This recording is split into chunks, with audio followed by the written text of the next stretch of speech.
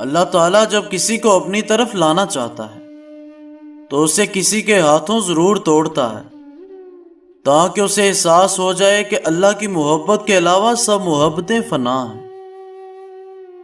معلوم ہے لاش پانی پر کیوں تیرتی ہے؟ کیونکہ ڈوبنے کے لیے زندگی چاہیے۔ کسی کو غلط سمجھنے سے پہلے ایک بار اس کے حالات جاننے کی کوشش ضرور کریں۔ ایک دل توڑ کر تو نے مسجد بنائی، ایک مان توڑ کر تو نے نماز پڑھی، کسی کو رلا کر تو رب کو راضی کرنے چلا، کسی کو ستا کر تو حج کر آیا۔ تو نے نیکی کر کے گناہ گار کو حقیر جانا۔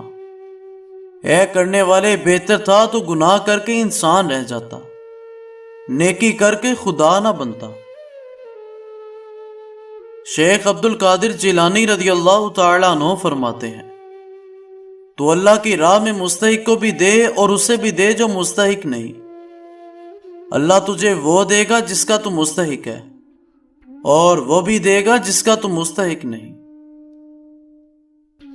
امام جعفر صادق رضی اللہ تعالیٰ عنہ نے فرمایا، لوگوں کو راضی رکھنا ناممکن ہے اور لوگوں کی زبانوں کو خاموش رکھنا اس سے بھی مشکل ہے۔ لوگوں کی زبانوں سے انبیاء تک محفوظ نہ رہے۔ جس نے خواب میں گھوڑا اور اونٹ یہ دو چیزیں دیکھ لیں تو سمجھ لیں وہ دولت مند ہونے والا ہے۔ ہر شے عارضی ہے، جذبات، خیالات، لوگ، حتیٰ کہ نظارے بھی۔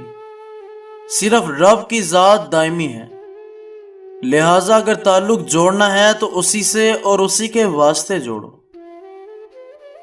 4 چیزوں کی شکایت کبھی مت کرنا۔ نمبر 1، اولاد کے سامنے اپنے بڑوں کی۔ نمبر 2، اپنا ذاتی مکان ہوتے ہوئے اس کی تنگی کی۔ نمبر 3، اپنی قسمت کی اور بھول کر بھی اپنے ماں باپ یا استاد کی۔ نمبر 4،